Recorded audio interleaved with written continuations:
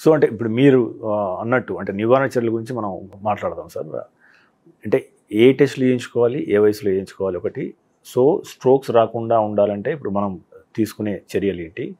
అన్నిటికన్నా ఎక్కువ అంటే ఇప్పుడు ఏంది, స్ట్రోక్ వచ్చే ప్రారంభానికి 1 అవర్ ముందు మనలో ఏమన్నా సంకేతాలు, హెచ్చరిక సంకేతాలు ఉంటాయా? దాన్ని బట్టి మనం తొందరగా హాస్పిటల్ పోవడానికి అవకాశం ఉంటుంది. ఎందుకంటే మనకు స్ట్రోక్ టైం ఇవ్వదు కదా. అవును, దానికి ఏమిటంటే పరీక్షలు ఉన్నాయి. ఉదాహరణకి ఇప్పుడు బీపీ అసలు చెక్ చేయించుకోండి. ఒక కారణం ఏంటంటే బ్లడ్ ప్రెషర్ పెరగడం. అసలు 40 సంవత్సరాల లోపల బ్లడ్ ప్రెషర్ చెక్ చేయించుకోమంటే అందరూ నాకు బీపీ రావడం ఏంటని ఆషామాషిగా మాట్లాడతారు. ఒకవేళ రికాగ్నైజ్ అయినా కూడా మందులు వేసుకునే వాళ్ళ శాతమే తక్కువ.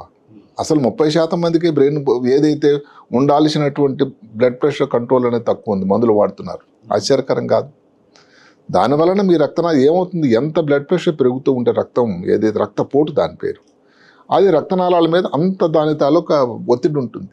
రక్తనాళం ఒత్తిడి నెమ్మదిగా వీక్ అయిపోయి ఆ తర్వాత దానిలో ఈ కొవ్వు పదార్థం పెరుగుపోయి స్ట్రోక్ రావడానికి కారణం అవుతుంది. ఊబకాయం చూడండి, మీరు చూస్తూ ఉంటే అసలు స్త్రీలలో కానీ పురుషులు కానీ ఊబకాయం చాలా హెచ్చుగా పెరిగిపోయింది. ఒకప్పుడు పట్టణాల్లోనే ఉంటుంది, పల్లెల్లో తక్కువ అయిపోయిందని చెప్పారు. ఇప్పుడు ఎక్కడండి, ప్రతి గల్లీలో కూడా జంక్ ఫుడ్ ఎలాంటిదంటే అది ఒక అట్రాక్టివ్ ఫుడ్, అది ఒక అడిక్షన్ ఫుడ్. అంటే సాయంకాలం అయ్యేసరికి మళ్ళీ ఆ గల్లీకే వెళ్ళాలి, చాలా బాగా చేస్తారు వాడు, చాలా టేస్టీగా ఉంది, అదే తినాలి, ఆ పానీపూరి తినాలని.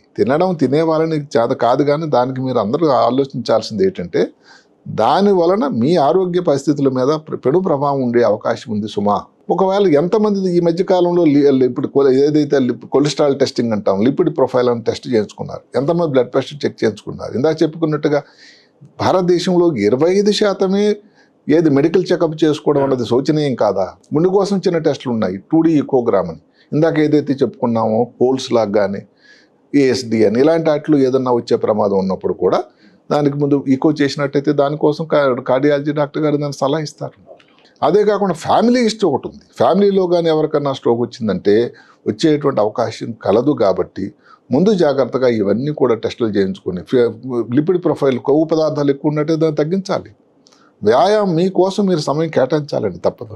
ఎందుకంటే ఒకసారి స్ట్రోక్ వస్తే బిలియన్స్ ఆఫ్ సెల్స్ ఏదైతే బ్రెయిన్లో ఉండే 100 బిలియన్లలో చాలా కణాలు నాశనం అయిపోతాయి. మీరు తీసుకునే అదే మందులు, అదే నాణ్యమైన మందులు, కానీ సగం ధరకే. అవును, మెడ్ ప్లస్ బ్రాండ్స్ పై 50 to 80% తగ్గింపు.